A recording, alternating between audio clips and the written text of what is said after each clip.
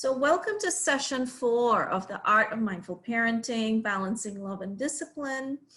I am your presenter, Nellie Bisram. I am with Aham Education, and we have been on this journey for the last 4 weeks. And this is our final session just for now together. Hopefully we'll be able to offer some more of these moving forward. I look forward to receiving your feedback. I'll share a survey at the end. So we have a real sense of what's needed and how we can continue to support families during this time and all the time.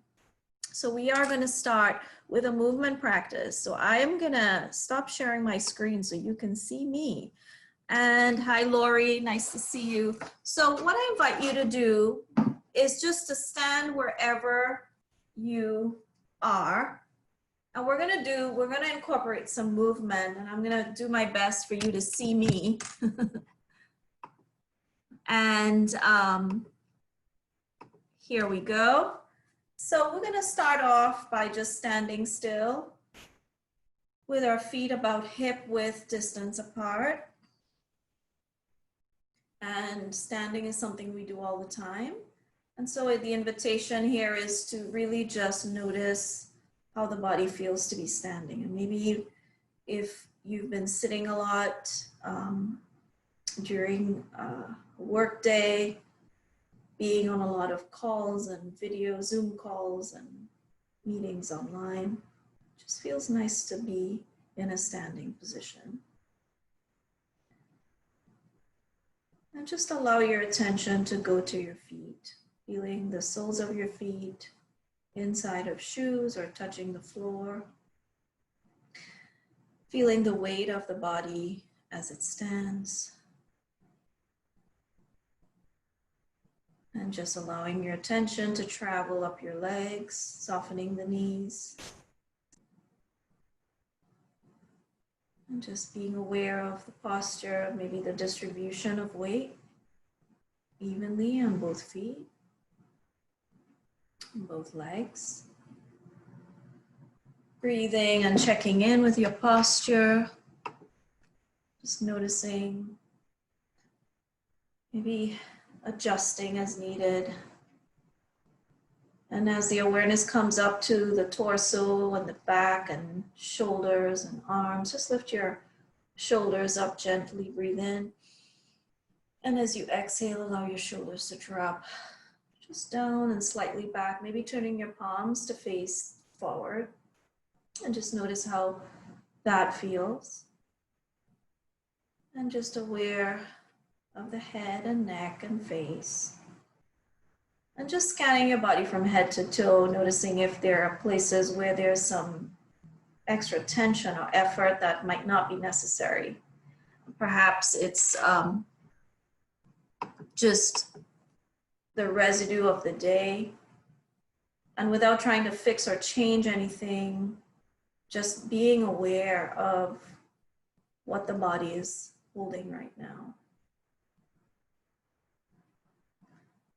And now becoming aware of the breath. So wherever you feel your breath the most, maybe it's in the chest today, maybe feeling it at the tip of the nose, just allowing your breath to be natural. And then once you find your breath, once there is a sense of the physical sensation of the breath, then really intentionally then allowing the breath to enter the belly and maybe letting the belly expand on the in-breath like a balloon and then contract in the out-breath. Taking a few breaths this way. Inhaling soft, exhaling belly.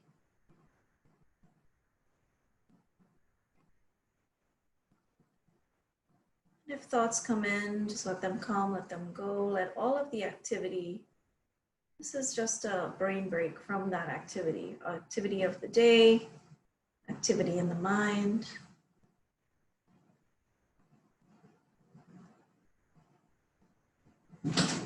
Now on the next in-breath, allowing your arms to just float up over your head in whatever way that is comfortable.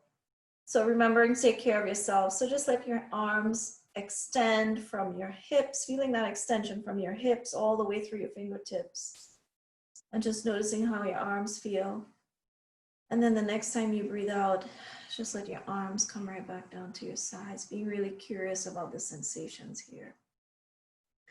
Inhaling again. And this time just kind of swaying as you exhale to your right. Noticing how that feels, being safe, taking care of yourself. Inhaling, coming back up, extending. If you'd like to, maybe even going up on your tippy toes.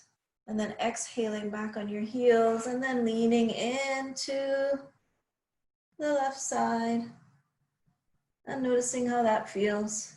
So the intention here is just to notice, not to fix anything, just to be with the body. Inhaling back up to the middle.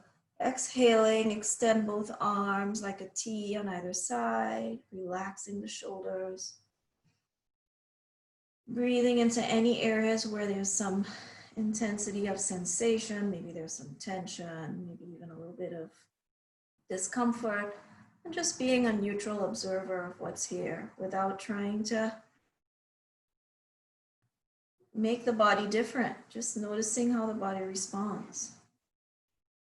And then whenever you're ready, really slowly, and on the exhale, lowering your arms and just notice how the sensations shift. So we'll do a final, again, shoulder shrug, my personal favorite. Inhaling, clenching your fists, tightening your arms, and just bringing your arms up to your ears, your shoulders up to your ears and squeezing. And then exhale and sigh as you release. 2 more times, breathing in, holding, squeezing, maybe even wrinkling your face, and then exhaling and releasing. Final. Shoulder shrug, give this one all you got. So just really squeeze all that tension in the neck and shoulders, and then give a nice loud, deep exhale and sigh as you release. And now taking your seat. And as you take your seat, just allowing your feet to get grounded. So I'll adjust my camera a little. Here we go. So just feeling your feet. Hello, Veronica, nice to see you. And so we're gonna move into just a moment of silence, doing our pause. This is a practice that we've been learning about, which is pausing in transitions. So we're just gonna take a moment to pause. And you can do this with your eyes closed, or you can keep your eyes open and just gaze downward. Feeling your feet, feeling the body sitting in whatever surface that you're on. Becoming aware of this breath wherever it's landing for you, wherever you feel it the most. And just noticing the full length of the inhale and the exhale. And just for this moment, nothing to do, nothing to be, nothing to achieve, nowhere to go. Just being here with this breath. Allowing it to be as it is.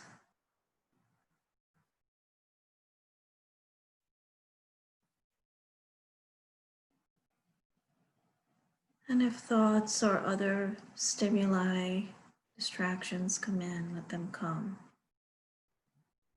Welcome them in, and then prefer the breath. Just prefer this breath. Instead, come back to it.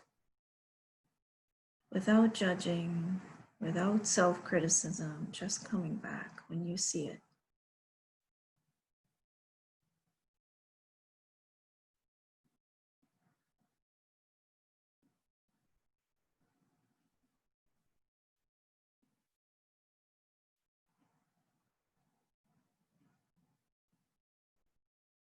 And continuing to rest in this breath.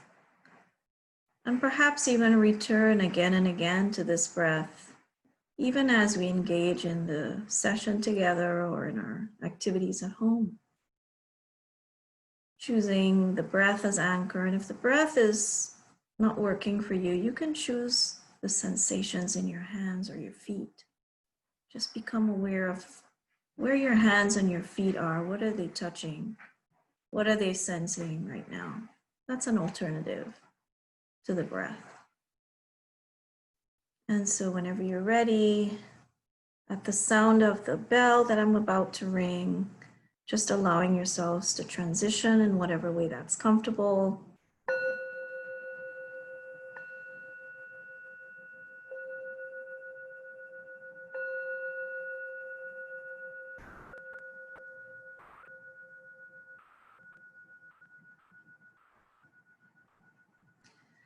And welcome again. Fluttering your eyes open if they were closed. I'm happy to see all of you today. And if you want to just give us a little visual, a quick camera on and wave so we can see everybody here. Hi, Shirley. And just as you're doing so, hi, Jennifer, as you're doing so, just how's it going? How is this parenting thing going for you? How's it going today? Just type in the chat, or you can unmute yourself and speak as you're thinking about it. Hi, Betty. Hi, Judith. Hi, Mikhail. Hi, Miss Cookies. I'm not sure if that's your name. I'm just reading what's on the screen. Hi, Joanne. So how the parenting thing is going for me is, ooh, it's been a rough week. I'll share with you all later on, but it's been a rough week. And I am holding myself accountable big time, because it's hard to have a tough parenting moment when you're teaching a mindful parenting program. So I'll share with you later on. So Shirley says it's going. He finally sat down so I can do this meeting. And if he comes in, that's okay too, Shirley. He might actually be your accountability partner if he hears what's going on. Rough week for me, interim report, homework, meeting with teachers, OMG, yes. That sounds like a lot of dittos can go after that. Thank you, Mikhail. Anybody else wants to offer their voice to share? It's always nice to hear voices in addition to reading from the chat.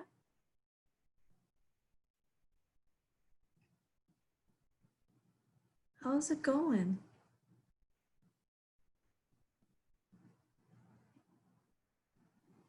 It's been a tough week. And then I'm in Broward, so a 12-hour long school board meeting to not really get any answers on the school situation. So yeah, we're just trying to get through to figure out when the next new normal will be. Yeah.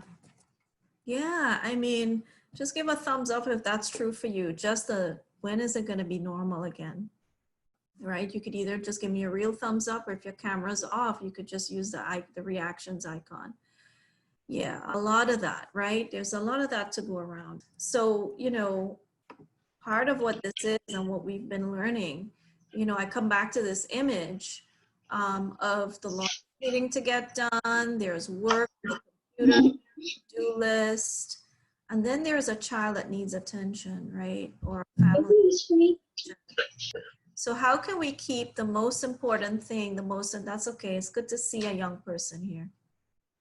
How do we keep the most important thing important? And what we're learning is by being present, we're able to kind of sift through the chaos, not turn it off. We're not gonna be able to stop them from coming into the room or from making noise. Like my husband is swimming in the pool right now and I can hear him, and I'm worried that maybe you can hear him. Like my son came in and he brought me a glass of juice a moment ago, which was nice, but I was like a little bit nervous that he was in here when I was about to start the class. So all of these things are happening. And so there is always a reminder to just be present, right? That's the essence of what mindful parenting is. So for the benefit of those, and for those of us who weren't here, those who were here in the previous sessions and who weren't, I'm gonna do a quick recap. And then while I'm doing the recap, those of you that had the benefit to attend either of the previous 3 sessions, if you could, and for those of you that are watching the recording, just think about what are some of the practices you've been trying to implement, and how has it been going? Because I'd like to hear a little report back on anything that you remembered or didn't remember, and what was the impact of that. So we talked in session 1 and we practiced mindfulness, and we brought it down to these 3 elements. It's about who am I and how am I being in the present moment, the intention. The attention is how am I focusing my minds and heart, my mind and heart resources? What am I paying attention to, and how am I paying attention? Am I focusing? Am I opening my awareness? Am I distracted? Okay, am I trying to multitask? Am I doing one thing at a time? And what is the attitude, right? What attitude is here? Is there openness, curiosity, non-judgment, gratitude, or is there like this kind of closed feeling? So whatever is here, we said that mindfulness is just the awareness that arises when we pay attention with intention and this attitude of non-judgment, curiosity, and openness. What do we become aware of? And we kind of went through a lot of examples that showed that it doesn't mean that we're always calm and at ease. And that was a relief for some people, right? Because it isn't about that. It's about the awareness, and then about what we choose to do once we become aware. And then we looked at this amazing poem, which is by Khalil Gibran. Again, if you're seeing this for the first time, I mean, like, print it out. You just Google it and print it out and put it up somewhere, because it's so beautiful. And it really captures the essence of a mindful parent. This idea that they come through us, but not from us, right? And then the 5 elements of a mindful parent, which we're wrapping up today, the aspect of conscious discipline is spacious presence, unconditional love, modeled by example and perfection. Actually, today it's the balance of unconditional love and discipline. And then we looked at some strategies for dealing with stress, right? Because we are multitaskers, right? We have a lot going on. A lot of you shared just where you are today and how we can deal with that right now. So right now, if you're having a stressful moment, just kind of stop in your tracks, take a few breaths with a little bit of compassion for yourself. Name and observe what you're experiencing. Oh, I feel overwhelmed. I feel uncertain. I feel like I don't have it together. I feel sad, whatever. I feel kind of happy it's the end of the day. And then you wait and then proceed with kindness whenever you're ready. So when you feel like you're kind of coming off of the stress, like you're de-escalating, you no longer have those fight or flight symptoms, then working to take an action that's coming from a place of love and kindness. And then last week we practiced nonviolent communication. I think a lot of you enjoyed this because we got down to a concrete strategy that we could use in any interaction where there is some kind of miscommunication happening, or we're feeling like our needs are not met, or even just the way that we communicate in general. We can follow this. We don't have to wait for a situation to be there. We could just cultivate this way of communicating, and it's a combination of it's a combination of a genuine self-connection and awareness, honest self-expression, and empathetic listening. So you see the little diagram kind of captures those 3. And then we use this method where we communicate observations, feelings, needs, and requests. So when I saw you walking in with the glass of juice, I felt a little bit anxious because of my need for order and for certainty, right? Because you interrupted that when you walked in with the glass of juice when my class was about to start. Can you knock on the door next time, right? So that would be an example of how you use, and we did a few examples. And we also said this little image down here with the 3 young people on the bench, how can our child awaken us? Like when they're having a struggle that's triggering us, usually if we're triggered, it's an indication that some awakening can happen. So how can we flip the script in that situation and discover what is the awakening that can happen now for me and or for my child? Where's the learning edge? Where's the growth going to come from? So I'm going to just ask all of you to share of everything that we've covered. Is there anything in relation to practicing mindfulness as a regular practice? Maybe you were aware of it while you were brushing your teeth. Maybe you caught yourself in a reactive moment, or maybe you just remembered the training. Whatever showed up for you, I would really love to hear what showed up and how did it go? All right, so who would like to share an example? And this is a judgment-free zone. And if you're watching the recording, of course, you know, just think of an example and maybe you can journal. And for those of you that are here, you can also just choose to journal an example as a way to kind of process, even if you choose not to share verbally. So who would like to share an example of something you tried out?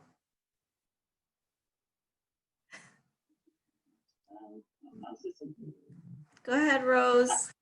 I'm not sure if it's gonna be in that contest, but no, it's gonna be just fine.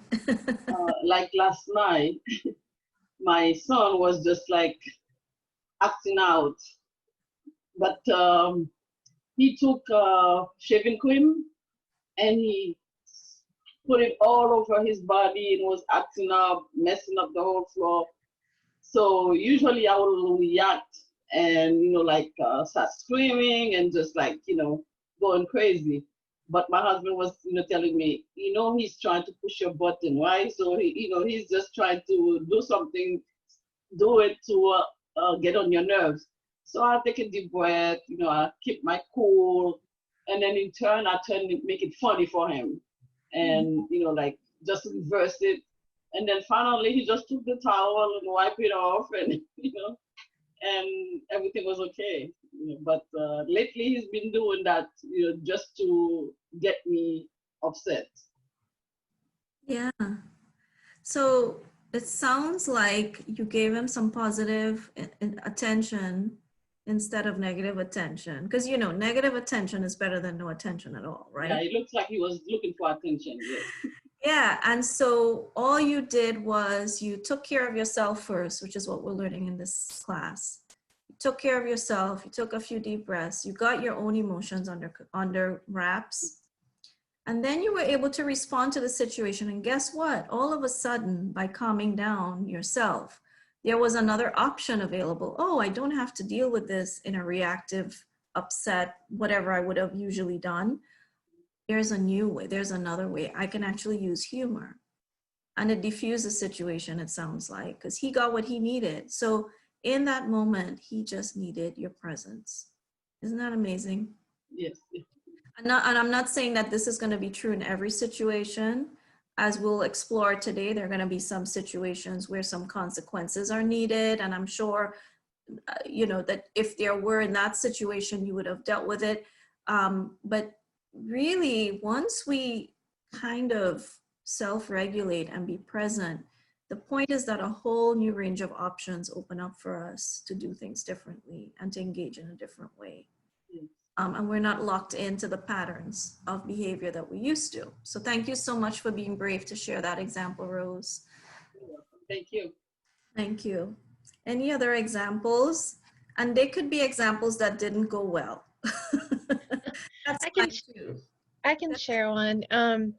So on the first session, there's that video or the picture of the mom hugging the kid and the whole pile of laundry. And my thought when I see that is, but it's still all got to get done. Like, that's lovely to give your kids time, but you still have to get it done. So what I realized was I can't give them time with all of that stuff to do. So I've started doing individual walks with the kids to just walk away from it all. No technology. We just walk at whatever speed and pace and talk, and it's that intentional time with them. And sometimes we talk shenanigans, but sometimes it's resulted in some deeper conversations. It's been really nice. So while I can't ignore it, I can walk away from it. So I kind of Mhm. did my own twist on Yeah. that picture. And Jennifer, I encourage you to kind of explore, and maybe you've seen this already. When you do give them that quality time in that walk, you can say, you know, there's a lot of laundry to be done. There's this to be done. Like sometimes what I do with my boys, they're teens, instead of telling them what to do, like maybe they're not old enough to help. It's not about them helping or not helping, but sometimes I include them in the problem that I have. Do you know what I mean? Oh, I like that. Say, oh, I got all this stuff to be done, you know, we're on this walk, this is great. Do you have any ideas? Like, how can I get all of this done? How can we get this done? Is there anything you can help with, and have them choose? Now, if they can't help, they're too young or whatever, they're, you know, that it's something that you just have to get done. It might not be laundry, it might be work. You can ask for their permission, you know, because you're spending this quality time. You can say, you know what, I have a deadline and I need to finish something for my boss, and I'm going to need about an hour, but to, you know, but I need to focus, and to focus, here's what I need. So it's kind of going back to that nonviolent communication where you ask for what you need, but you're asking it for it in a way where you need something from them. You're letting them know that they're part of the solution. So do you think it would be, do you think you could, you know, help me out by X, Y, or Z? I love that. Thank you. Yeah, so that way they feel empowered, like they're part of the solution, Hmm. and they will give you ideas too. You know, they're full of those, right? Yes, they are. So that's another kind of thing that when I remember to use it, it works really well. Yeah. What else? Thank you, Jennifer. Is anybody anxious or nervous or like feel like these strategies are not working for them? I'd like to hear from anyone who's on the other end or concerned. Go ahead, Shirley. This is my first session, so I look forward to the previous. My therapist actually referred me over to it because she said me and my son have a very interesting relationship. He's 7 and busy.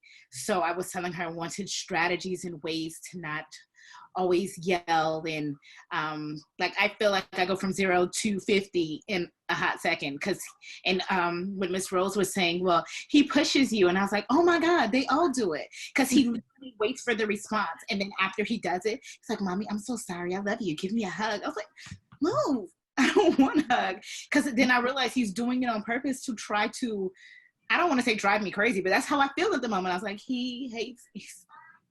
Mm-hmm. So that is what challenged me to even take the course. And she was like, it's the last one. I was like, I need anything that can take me to that place from here to not here. Only because Yeah. I always want to be angry. I don't always want to respond that way. Yeah. So when we were doing the recap and we did the stop practice, Mm-hmm. so the whole premise here is that it all starts from within. And the whole sort of premise of mindful parenting is that we're all humans, and the purpose of the parent-child relationship is more of an opportunity for awakening than anything else. So in this moment that I'm being triggered, what am I waking up to here? So I'm noticing I'm upset. So it starts with that self-awareness as the parent. And if you notice that what is present in you right now is in some way causing you to be in a reactive mode or not your optimal state of being, then you got to take care of that first. Now, we don't always have the luxury to do that like 100%, but just naming it, just saying, I'm upset, I'm like this. So an option could be saying to your child, I need a moment, and go lock yourself in the bathroom and calm down if it comes to it. Or you can, in the moment, model to him how you're self-regulating and that you're not perfect, and being vulnerable in that way while you're doing that in front of them. You know, they learn from watching us. You're transferring that skill just by doing it in front of him and being really honest, right? So you know what you just did, or X, Y, or Z that you just did or said, when you did that, I felt, and I'm still feeling X, Y, or Z, and right now I need, so this is going back to the nonviolent communication thing. Right now, this is what I need. I need to take a few breaths before I respond to you. Or I need a moment, can you come back later? You know, so and that may not work for everything, but I'm just trying to kind of give you in a nutshell, kind of what we covered. When you're not in interactions with your child, when you're in, what's showing up with your child is showing up because it's in you, right? Mm-hmm. Doing this to you or to us. Right. It's because it's there. So if they don't trigger it, somebody else or something else will, because it's there. So it's a signal that there is some work to happen internally, or at least to use the tools that we know work in that moment.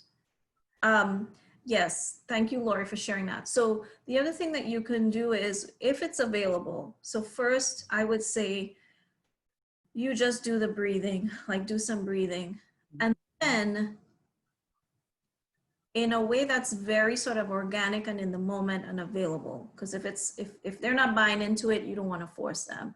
Just breathing with your child, and daily practice is super important. So don't wait for the moments when there's like this conflict happening. Maybe in the morning, whatever your morning routine is. I used to do this with my children when they were little, in the morning and at night. They're older now, so now I can't like pin them down to do these things.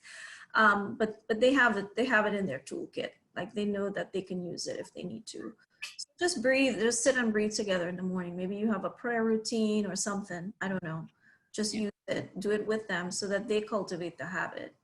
And if your children are going to Broward County schools and they have access to all of these tools through the parent toolkit, there's 10 minutes of mindfulness every day happening. So, you know, that's being promoted right now in the school district. It's a new initiative, so it's going to take some time to take root, but the resources are there. So if you go to Broward schools and you search around, I'll try to find the link and have it sent to everyone at the end of the session. But that's another way that you can connect the tools from school to home so that you're getting that practice in. All right, thank you, Shirley, for sharing. All right, so we're gonna move on. If any of you think of any other examples, please, the more the merrier, just share them in the chat. So we're gonna focus now on our session today. And today we're gonna inquire more deeply into how these relationships can inspire personal awakening and growth for us and for our children, understand what mindful discipline means in practice, and look at some strategies that we can use. And then how can we apply mindfulness and heartfulness, which are two sides of the same coin, in an effort to balance unconditional love and discipline? So how do we balance love with setting boundaries? So let's talk about love. What is love? I'd like to hear from you. What does love mean to you? And you can share in the chat, or you can, you know, just kind of think about it, write an answer down, or you can say it out loud if you'd like to. Maybe I'll stop sharing my screen for a moment. So what does love mean to you? And what is the difference between love and unconditional love? Or is it the same for you? It's a big word, hard to define.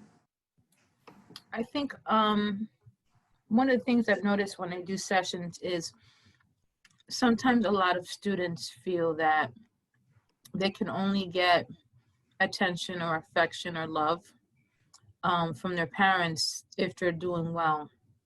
So they won't talk to them about the things that go bad, and they hold all that stuff in.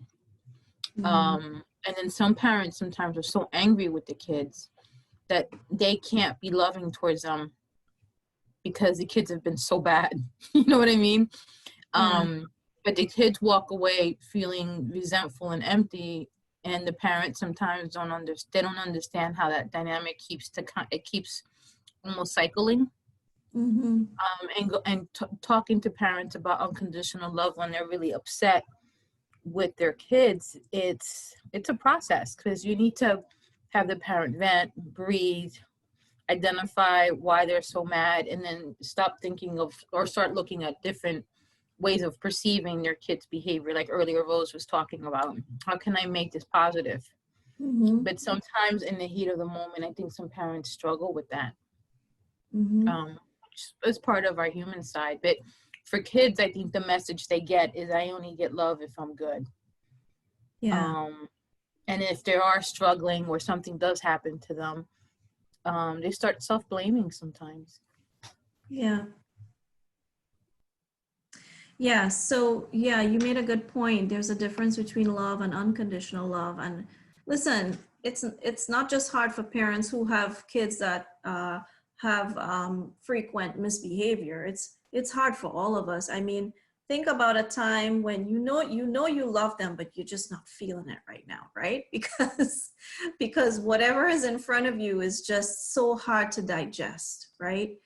And so, but we know that we do love them on some level. It's just we don't always have the fuzzy feelings, right? Like when they're sleeping at night, or when they're like tiny babies, how cute they are, right? And as they grow up and some of these behaviors start coming out, just it's hard to show that love. And you said something about working through the emotions. I mean, that's kind of what we covered in the second session, right? Like in that moment when you're not feeling the love, how can you deal with the emotions that you feel? How can you work through that? And so mindfulness can really help us transition from what I'm feeling in this moment to remind us of the human being that's in front of us, and to get back to that place of loving them no matter what, right? Because that's what unconditional love is. So Judith said love is forgiveness, patience, commitment. Yes. Mikhail says it's a feeling of admiration, appreciation, awareness of certain things about someone else. Respecting one another, listening without distraction, togetherness, patience, allowing another person to be who they are. Yes, beautiful. And there's a huge difference, yes, between the two. Being unselfish and non-judgmental. Unconditional love is directly related to form of forgiveness, yes. With our kids will always be repeated. It's a form of altruism that needs constant replenishing, that is not always available, but we still tolerate, right?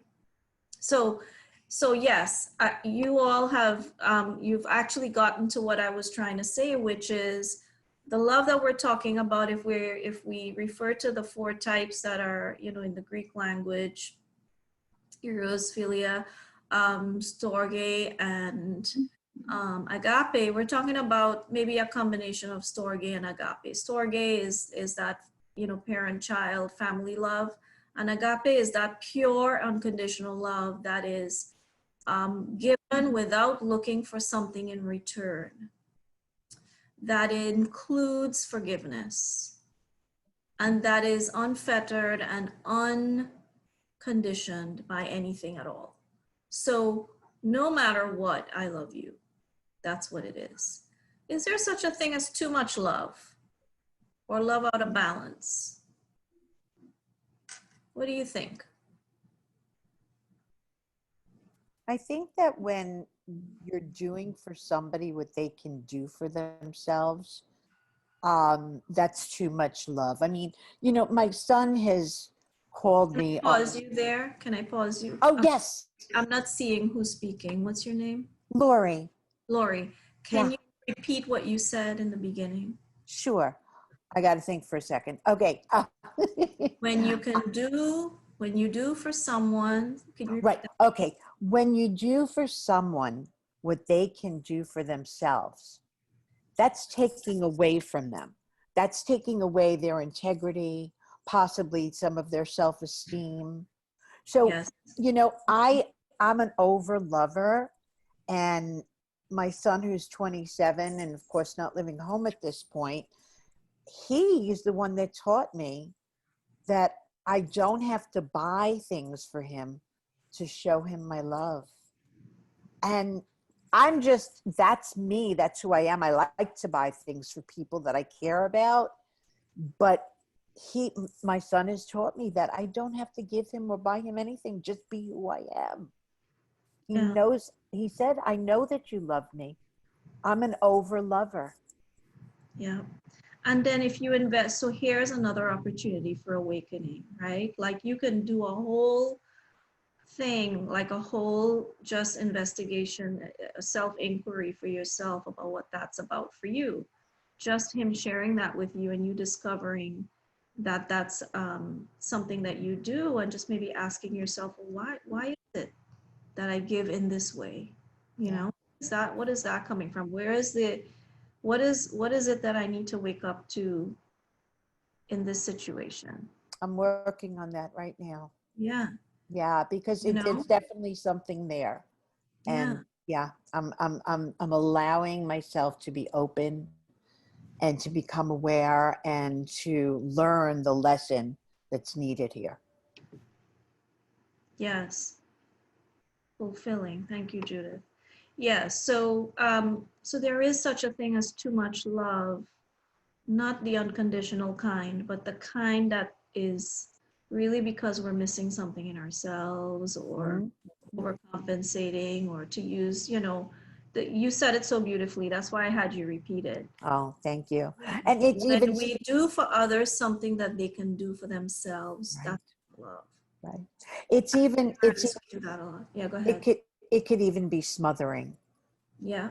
And it's 100%. There's something missing in me. There's something going on in me that causes me to over love.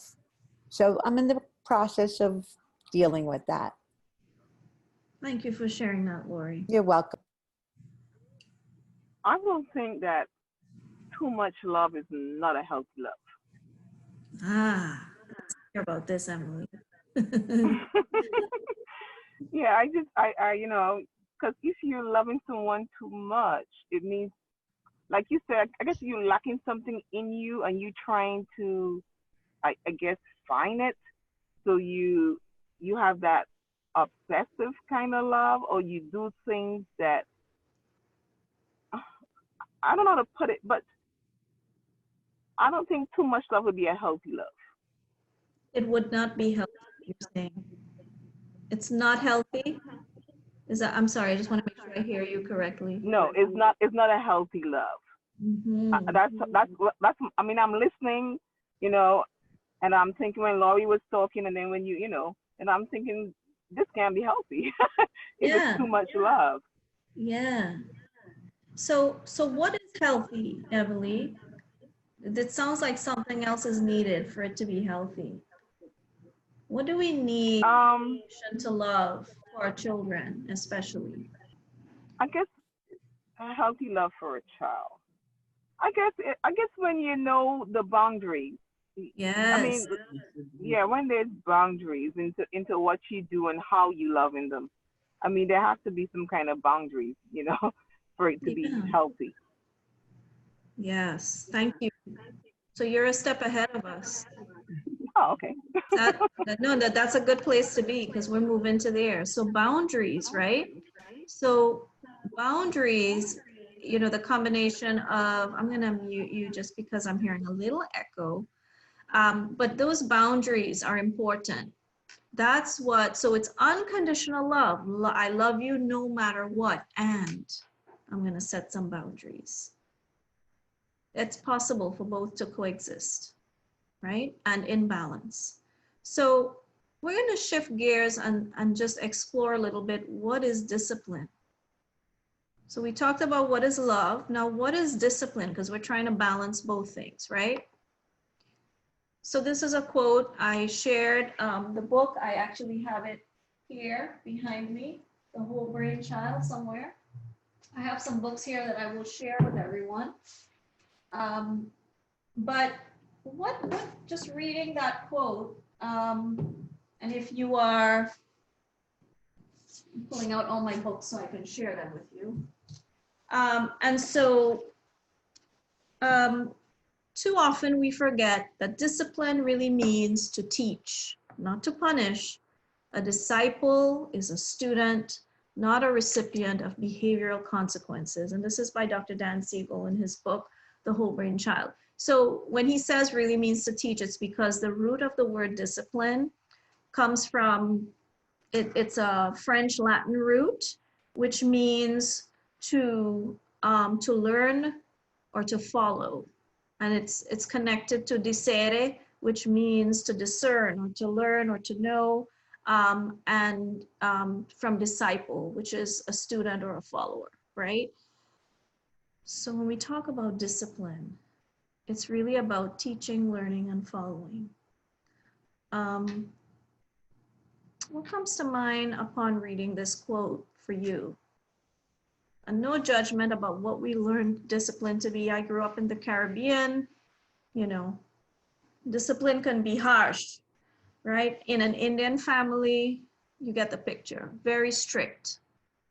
But you know, what I sense from some of what you all have been sharing is that there's a real sense of how to balance that. It's not something we can learn in a class. It's something that comes from within us. Because in the moment, we can, you know, experience that. Lori, did you want to share something?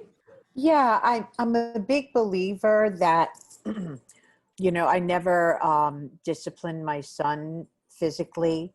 My discipline was mainly with by example. You know, I think it's important. I know it's important that we guide our children and we teach them how to be independent and we teach them how to make choices. But that's what is important. When I hear people that, and this is not meant for, you know, a new subject here. I just don't believe in hitting children. What we're teaching them is to fight. What we're teaching them is that it's okay to hit, to use your hands. But when I'm teaching, when I'm disciplining, there's discipline. There could be consequences to bad behavior, but the discipline starts with being an example for them. Mm-hmm.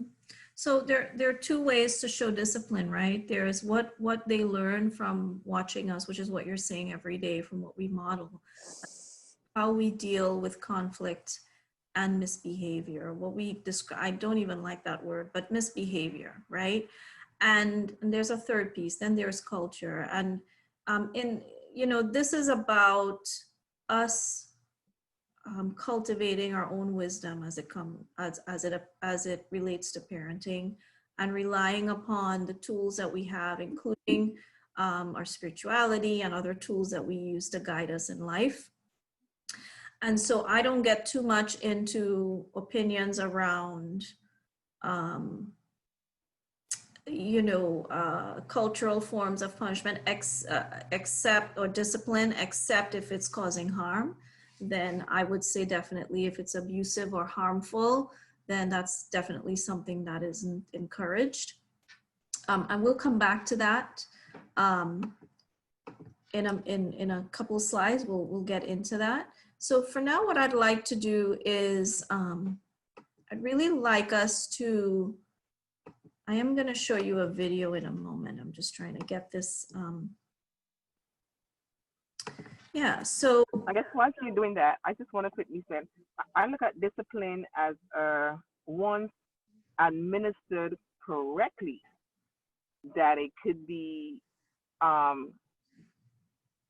mean, the child may not look at it as an act of love, but with discipline, if once administered correctly, it could be an act of love, because if I don't discipline you, it means I don't really care about what you do. You know, that's how I see when it comes to a child. yes. And in order to give them that guidance, there must be discipline. And once administered appropriately, I mean, it should definitely be fine. Yes. So it's about what is the intention and where is it coming from? am I in a reactive state when the discipline is being administered? What is the intention? Is the intention to punish for something that was done? Or is the intention to teach the child, right? Discipline means to teach, right? To teach the child what behavior is more appropriate. The other piece about this is that whenever there is misbehavior, it is usually an indication of a need that's unmet.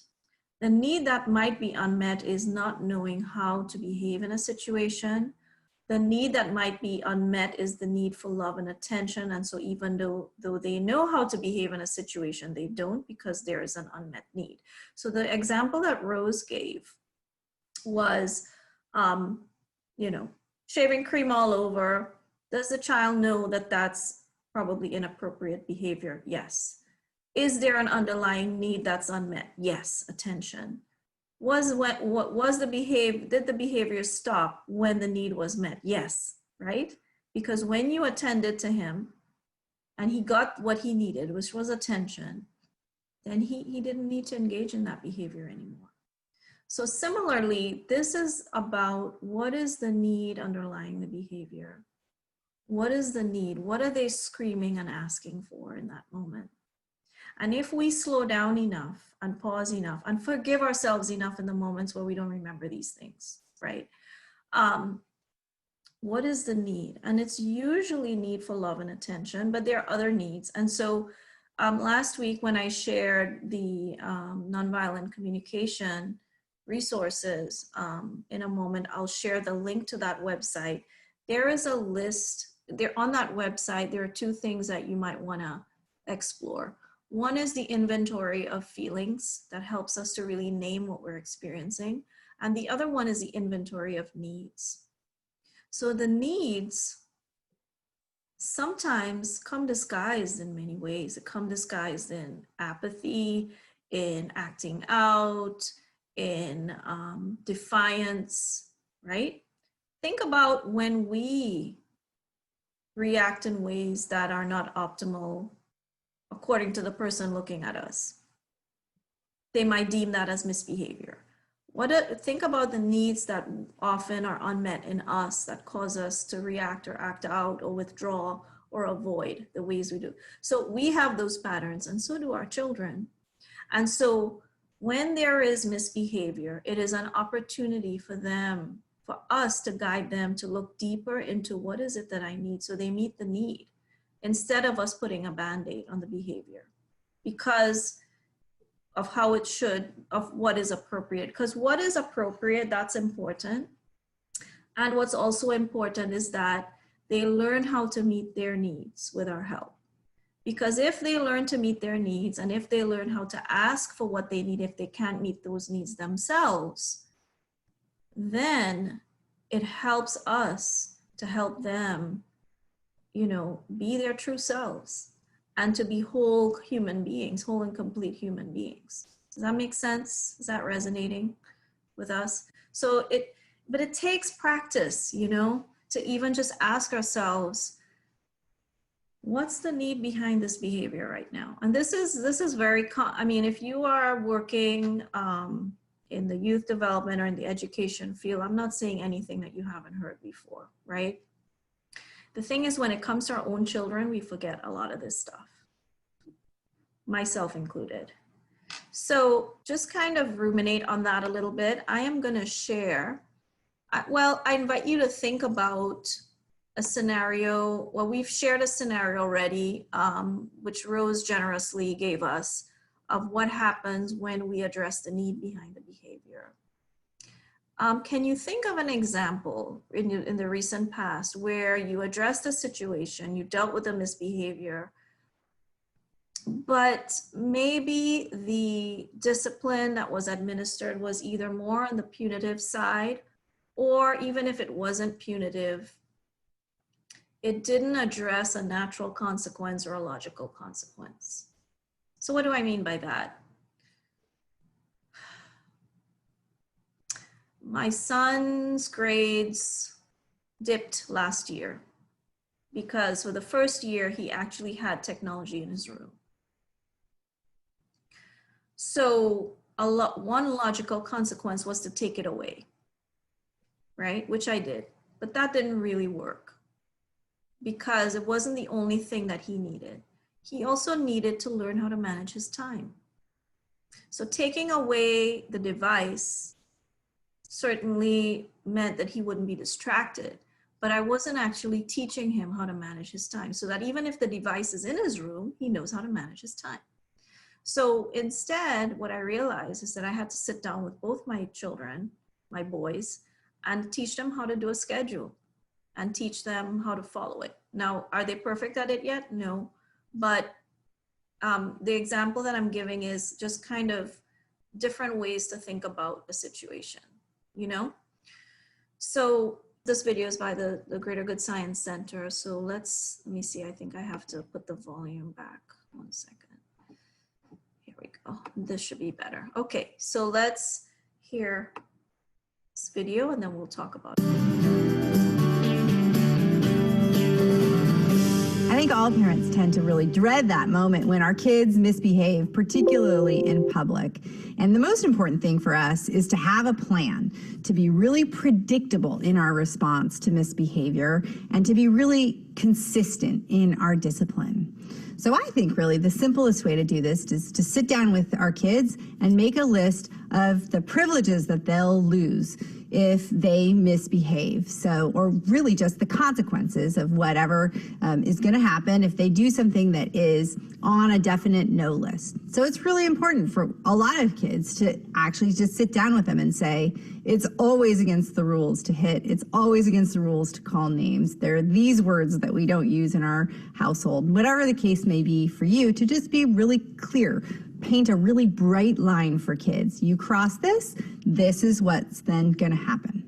Now, for some things, we actually want to give kids a warning. So it might be that they're just starting to needle their brother or sister a little bit. They haven't crossed that bright line into hitting or name calling, but you can see that they're headed there. You give them a warning simply by just saying, this is your warning. You don't have to get into what they're doing wrong, because believe me, they know if you've established it up front.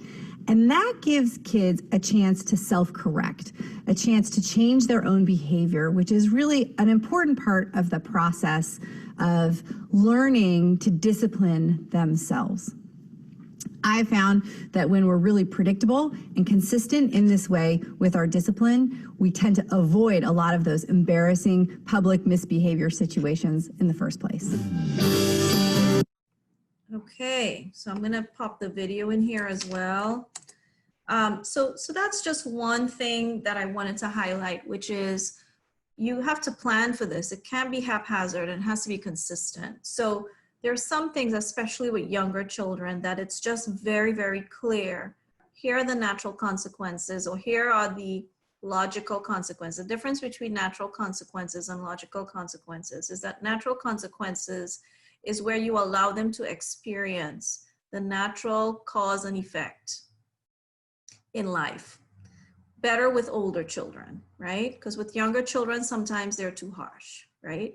Logical consequences are the ones that you can set up and say, if X happens, Y will happen, because I said so, because those are the rules of the house. Now, one of the things that my husband and I did recently, maybe just a year ago, we have these family meetings that, you know, nobody loves except for mom. And in our one of our first meetings, what we did was, or huddle time, whatever you want to call it, which if you start doing that, it creates a space where you can address all of these things, right? In a way that is, we use a talking piece, and everybody has an equal voice in those meetings, and everybody respects the rules. So one of the things we did is we built our home rules together, and that included home rules for everybody. And what happens is that there's greater accountability when they understand and realize that we all have to follow the rules, mom and dad as well. We of course had separate kind of rules for them in terms of, like, if you don't turn off your devices by a certain time, this will happen, etc. So, but they got to be part of deciding the consequences of their own behavior. And that was pretty cool to hear some of the things that they came up with. So that's just another thought. In a moment, I'll share just kind of with the age groups. This training series, this workshop series doesn't really cover going into the different age groups, but I have done sessions like that in the past where we kind of get a little bit more into parenting for different age groups because there are nuances to be aware of. But in general, that's kind of, and I'm going to share my screen again because we're talking about moving away from punitive type of models, whatever that looks like, and looking more towards solutions focused, similar with the communication that we did last week. So looking at more positive ways. So if you look at the parenting spectrum that's on the screen, you'll see that we can start off with kinder ways to manage behavior, right? And then slowly moving away from that. So because remember, we're also teaching our children how to receive discipline, right? So we also don't want to change suddenly, especially if we're using a different strategy completely right now. We want to, kind of ease our way into this style, right? And so moving away from harsh forms of punishment to more natural and logical consequences. So natural and logical consequences are both kind and firm and consistent, right? And so as children get older and as they become more accustomed to having, as you give them a little bit more space to manage their own behavior and to self-regulate and to give themselves discipline, what happens is that it gives you a little bit more space to just allow them to experience the natural consequences of their own actions. And again, as they get older, easier, right? Because they are able to reason in a way that younger children are not. So you may impose logical consequences, but like a timeout or something like that, but it's more about the connection and the relationship once you get to that point. And then non-punitive conscious parenting, the primary focus is on connection, relationship, and consequences aren't used as a form to, manage or manipulate behavior, but rather the consequences, as I mentioned earlier, is really to teach them something about themselves and to teach them, how can I be more disciplined next time? So the example I gave about teaching them how to manage their time and how to manage their impulses to want to play the game versus do their homework, so that they're doing that on their own and I don't have to be helicopter parenting over them, right? So how can they learn that self-discipline through empathy, problem solving? And that's where we could help them meet their needs to learn those skills so that they're able to make those choices on their own. And how much more proud would we be as a parent to see our children exercising these self-discipline skills on their own? So anything coming up for you in relation to that? I'd just like to hear from folks that anything at all that's in reaction to what I've shared so far. And you might not agree with everything here. So the invitation is just an invitation to try this out and to see what happens. For me, you mentioned that that they be the one to, I guess, to decide what their consequences is for the action. Mm-hmm. I'm a foster parent for teenagers only. So I accommodate one teenager at a time because I can't do more than one in my home. Well, and I tried that. Yeah. You're welcome.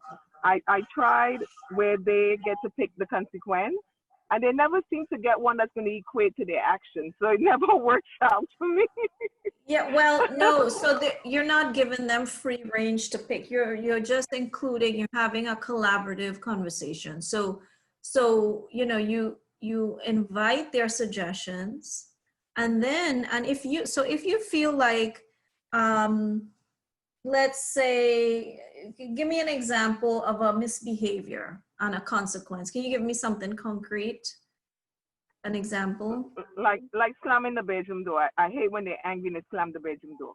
Okay, and what's the consequence like they would come up for with that? Oh, I don't, well, Well, give me like well, an example of something that you think is inadequate consequence that they might come up with. oh, they might find, okay, don't watch TV for a day. Okay, so then when they say that, you say, thank you for that suggestion. And do you really think that's commensurate with, you know, slamming the door?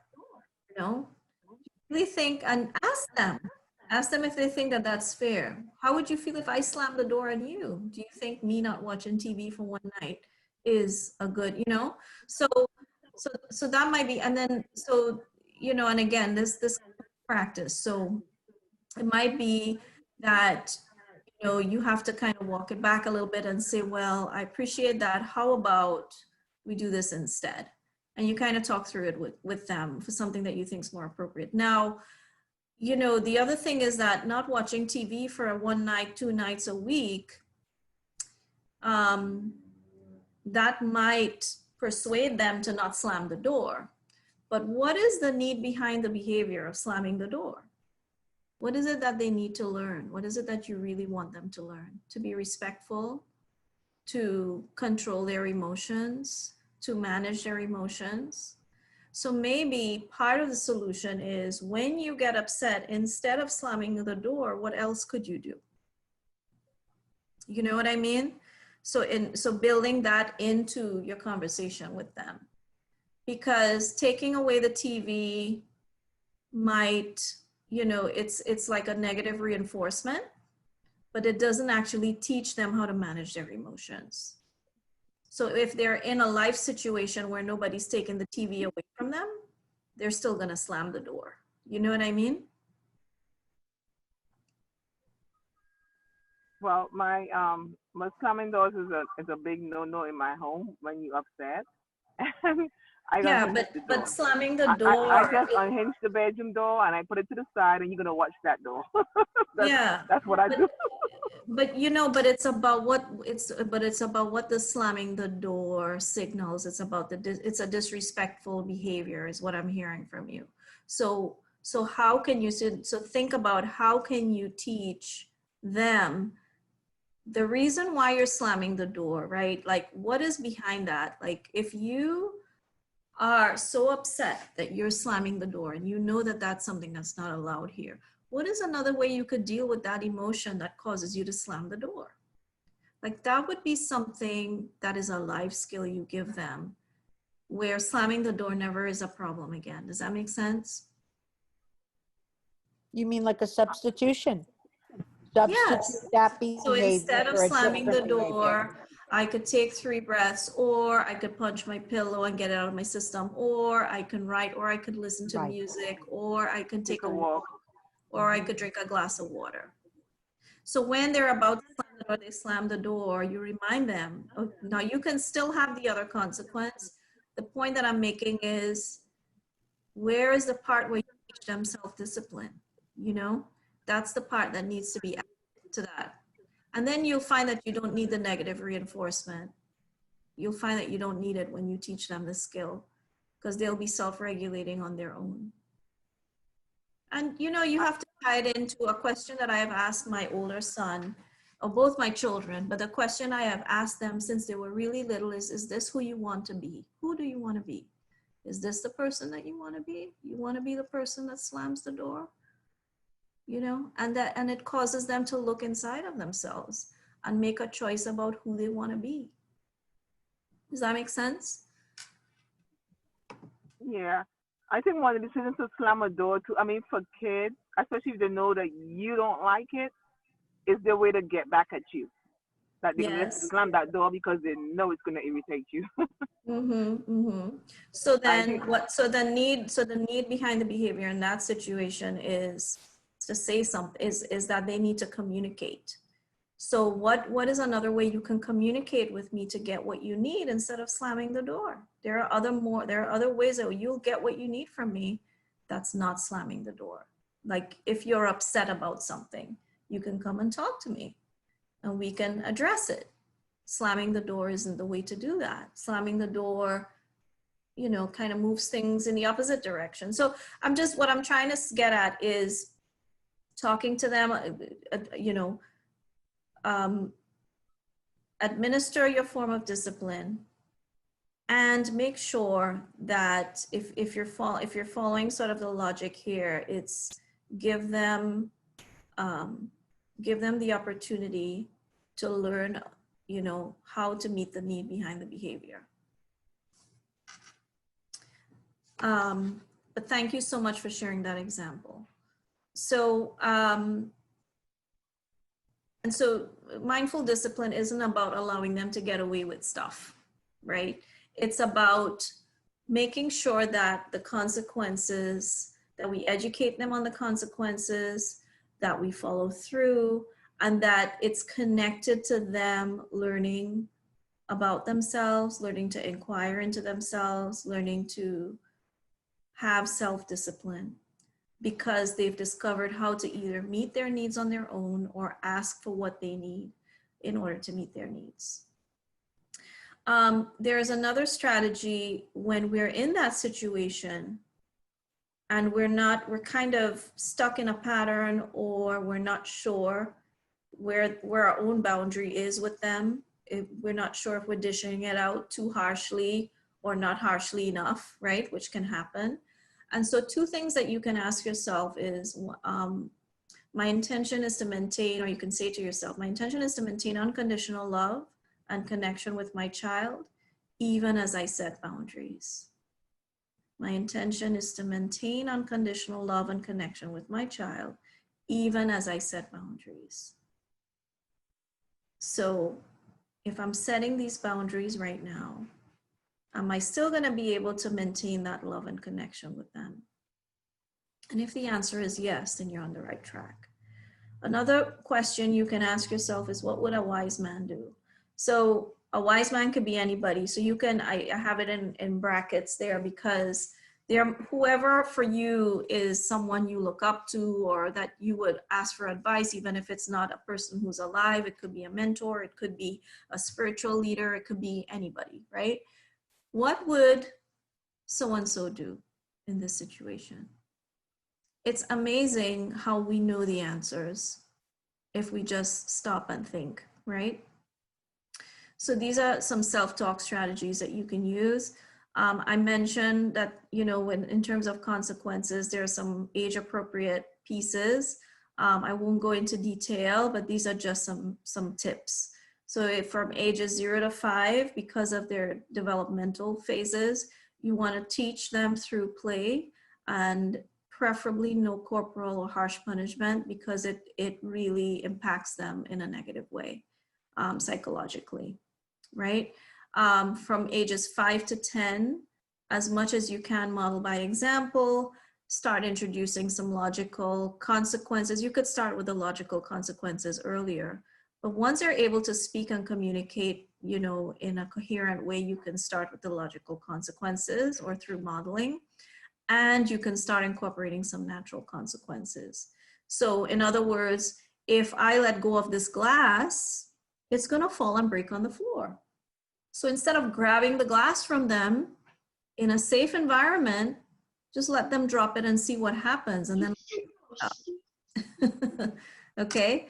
And then ages 11 to 16, explain, because they are now able to reason. So you can now explain to them before the age of, I would say before the age 9, because between 9 and 11, they're transitioning, they're developing reason, they start asking questions in a different way.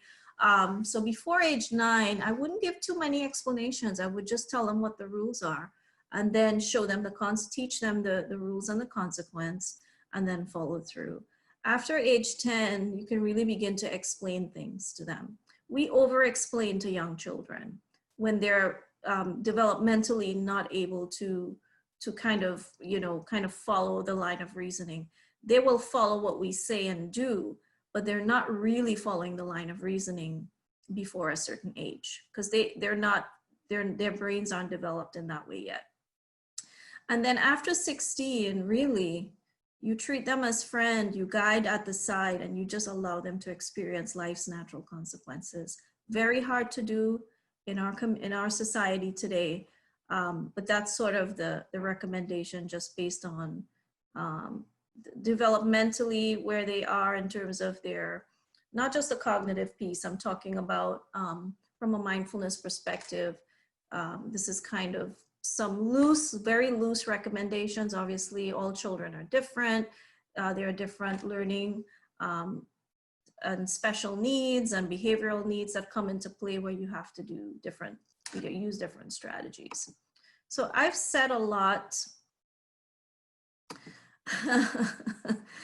Thank you, Lori, for that compliment. I don't know that my family would agree with that, but so how are you feeling about all of this information? I actually want to show you a video really quick, and then we'll close with a heartfulness practice. But how is this landing for you? Are you, is there anything, am I disturbing any of your current ideas about parenting, or, and if so, like, we can continue to explore this together offline. I'm happy to, because there's only so much we can cover in this session. But I'd like to really show you a video, and the caveat is that the only way I could find, I have it's a video of a potter's clay, and it's a metaphor that's used,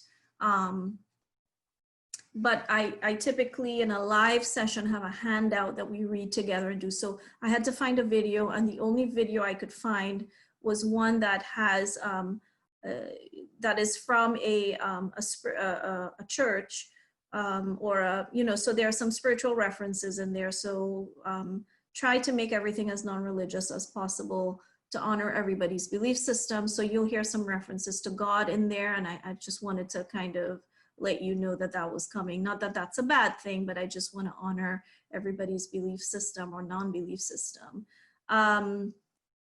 So I'm going to share this video, and I want you to have a look at it, because it really kind of captures the heart of mindful parenting.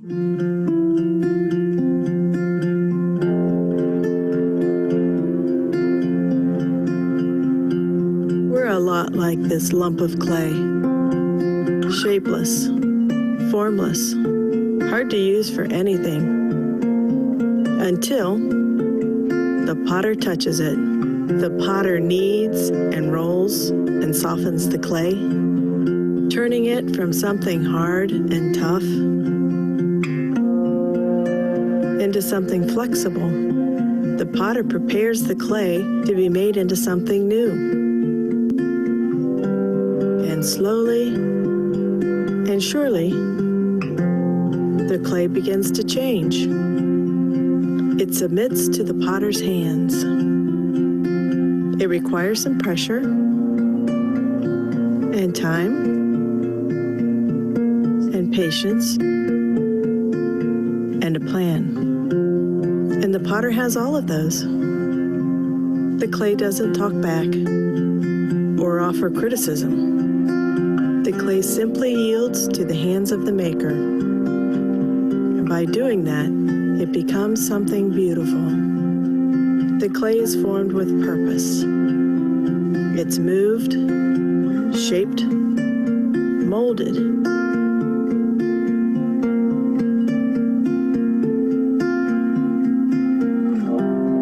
And then, for a time, it sits and waits until the time is right.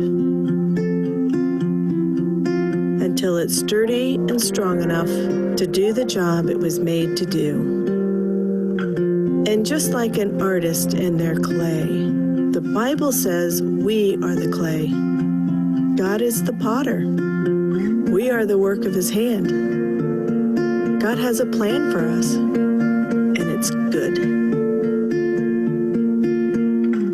We aren't lumps of clay. We get to be something beautiful, made and loved by God.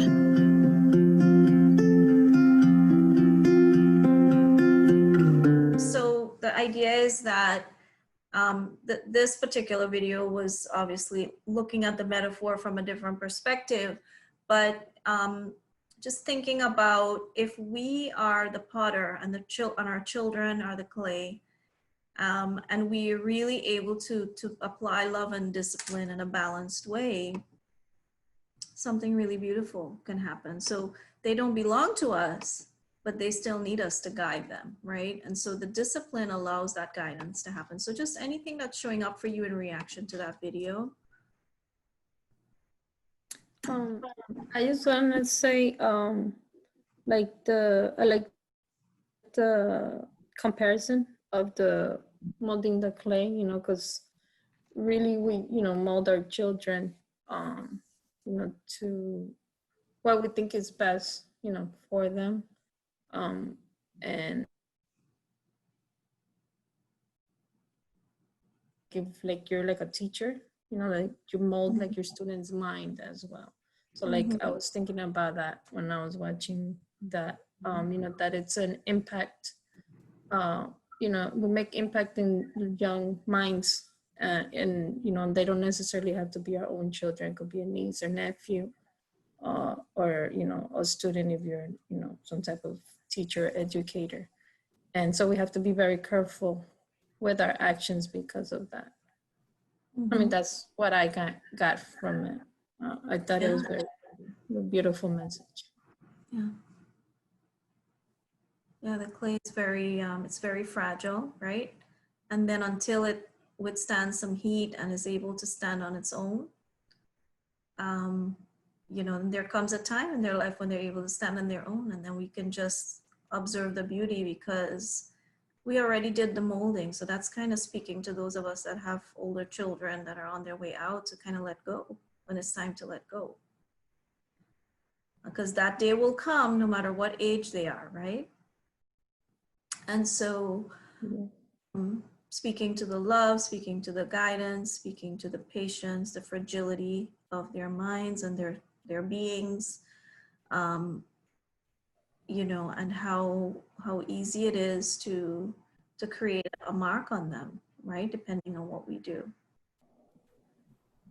And so I'd like to move into, and so this is sort of like the summary, which I took this from the Center for Parenting Education, which is a great image that really captures mindful parenting as well. It's this balance, you know, of all of these things, of all of the factors that we looked at, you know, greeting imperfection as well. And so I'd like to close with, so here are the 7 steps of a mindful parent, which I can pop in the chat. If you like, you can take a picture of it on the screen. But I would like to share this in the chat so that you have it. And I can share a handout maybe as a follow-up email with some of these, with the videos and the tips. And so practice mindfulness every day. So, you know, in the previous sessions, we said that daily practice is what's really going to help you to remember all of this, like brushing your teeth every day. So every day practice for 2 to 3 minutes the way we did. We're going to do a loving kindness practice in a moment, which you can also build into your daily practice. Use the stop practice when you're triggered. Be a role model of presence. Let them see you being present, even when you're not directly engage with them. Let them see you paying attention to one thing at a time, and they will learn to be present as well. Look forward for opportunities to be awakened by your child. Use the non-violent communication tools, and use the positive self-talk tools. So for our heartfulness practice, I'm going to invite you to just sit comfortably and to just trust that whatever information you need to remember, you'll remember it when the time is right. And allowing your attention to just be, I'm going to stop sharing my screen. So sitting comfortably, let your feet be flat on the floor, placing your hands on your thighs. And just, if you'd like to, you can close your eyes or you can gaze downward with your eyes open. Taking a few deep breaths. And you can place your hand on your heart. So just noticing how it feels just to have that hand on your heart, acknowledging the physical heart, feeling the breath entering and exiting your heart, filling your heart with oxygen.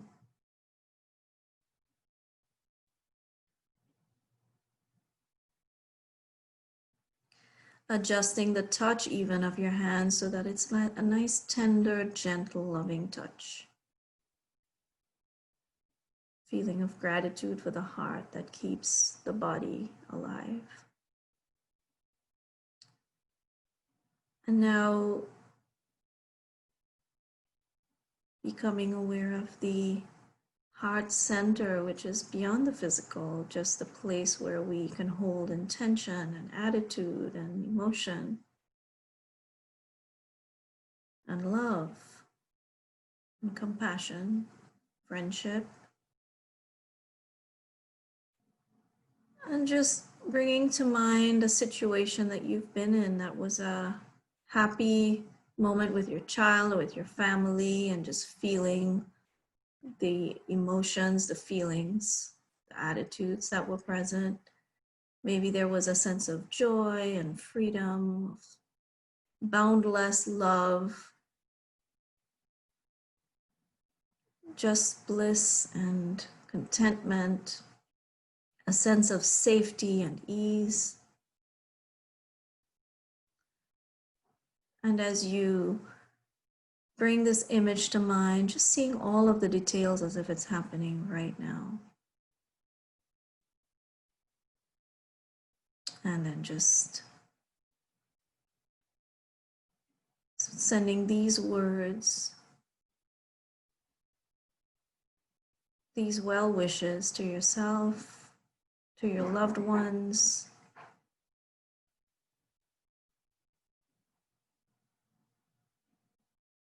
and you can bring in some other loved ones into this picture. And just noticing how it feels. Maybe there's a feeling of warmth, maybe there's some lightness or ease, a sense of optimism in this crazy time as we contemplate just a happy moment that was stress-free and just complete with the simple things.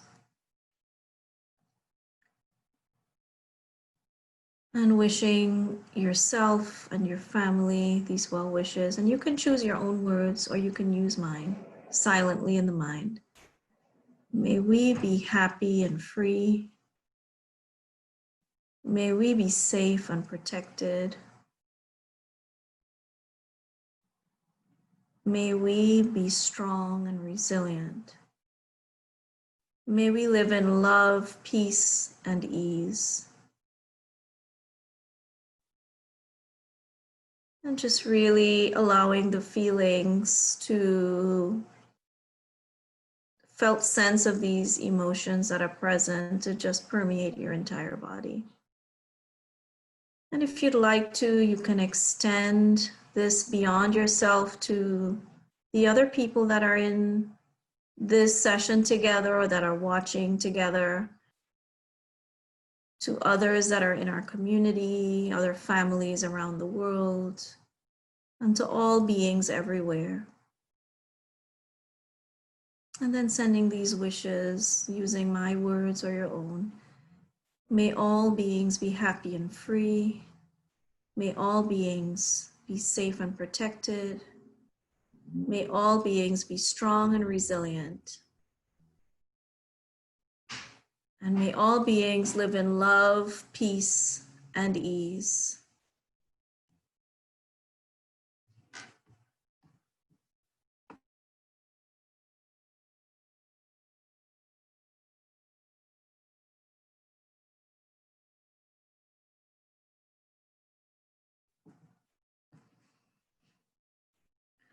And then just allowing now your mental image of whatever's here just to fade.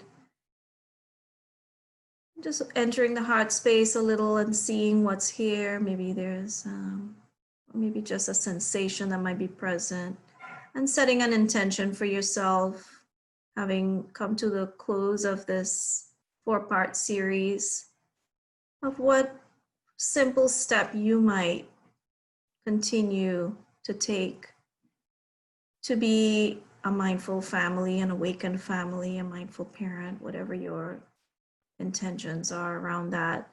Just taking a few baby steps and bringing in self-compassion for yourself when you make a mistake, knowing that that is part of being a mindful parent, is making mistakes, being vulnerable, and just being present for each other, and continuing this lifelong journey of getting to know ourselves and to guiding our children to getting to know their true selves.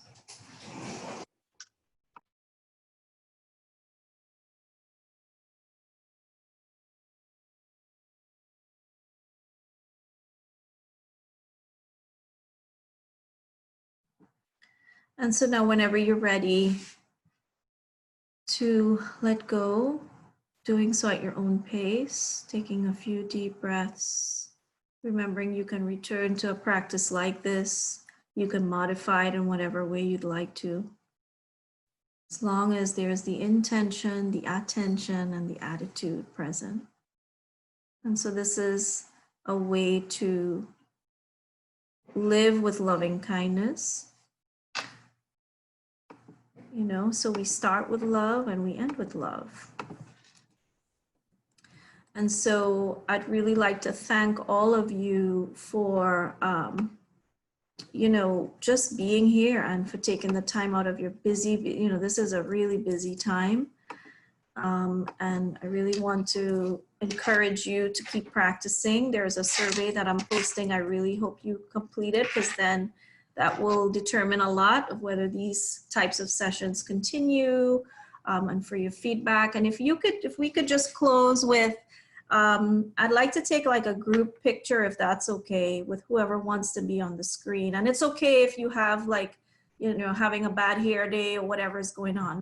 This I will not share. We'll just share it with the group. I won't share it publicly. And just saying goodbye. So maybe on your way out, just sharing one thing that, you know, what's your commitment? What's your commitment? Your small commitment for your family or for whoever you're serving. And you can say it, you can unmute yourself and say it, or you can type it in the chat. Thank you so much. I really enjoyed the class. I missed the first class, but I learned a lot. I remember when I was, when my son was younger, I used to watch The Nanny a lot, but it's completely different when you're a parent, and it's not easy. And I'm dealing with a lot of issues. So I'm taking this session helped me a lot to help me try to take a deep breath and think before I react, because sometimes, you know, I'm from the Caribbean, and we don't, you know, you don't mess with elders. No. And the way things are, kids are going these days, and then, you know, with COVID-19, it makes it even worse. Yeah. So I'm dealing with a few things, you know, with him, you know, being online, not, you know, kind of not on task with his school, and then, thinking he's home and, he's in the internet. So I'm dealing with a lot. So I'm learning to try to reward him and try to be patient and try to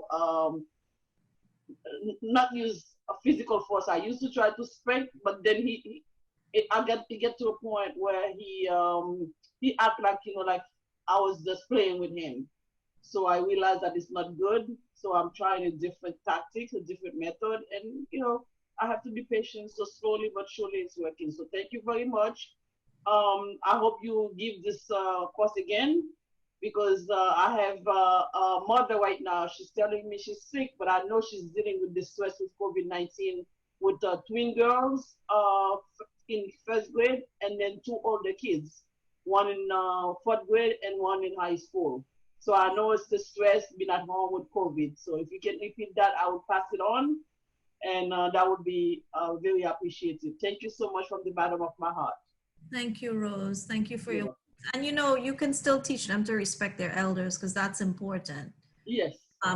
It's just how, right? It doesn't mean that you change and this does not mean that the last thing I want is for anybody to change their culture, because there's a lot that we can teach them about our culture, but just why is that? Why is it? It's because there's so much wisdom that we lose in our community when we don't honor and revere our elders. Instead of putting them away in a home, why can't we have them teach us what they know, right? And so that starts with teaching our children to honor their elders. I call them my villagers, and I always try to have them talk to my son, because I'm an older mom, and he's gonna be turning 10 next month. So and all my siblings, they are up north. I'm the only one here, so I always try to have like the oldest generation talk to him and explain to him, and so he can have respect and not taking me for his older sister or something like that. Yeah, definitely. Yeah. Thank you for that, Rose. Go ahead, Lori. Neely, what is it again that you do on Saturday on Facebook? So I have if you're on Facebook, if you just friend me or follow me, at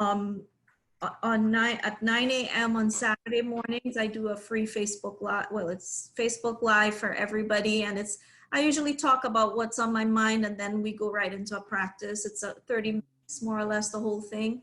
So we'll do just random mindfulness practices, and usually they're practices that anybody can do, even if you don't typically practice mindfulness, because I guide through it. And then we have a little, you can comment, and if you want to ask a question, if you want to give feedback, I try to make it as interactive as I can. So it's my way to practice with as a student, like everybody else, because all the other opportunities that I have to do that, I'm sitting in front of the room as a teacher. So it's actually good for me in that Saturday session when you show up, because that's my community practice. Okay.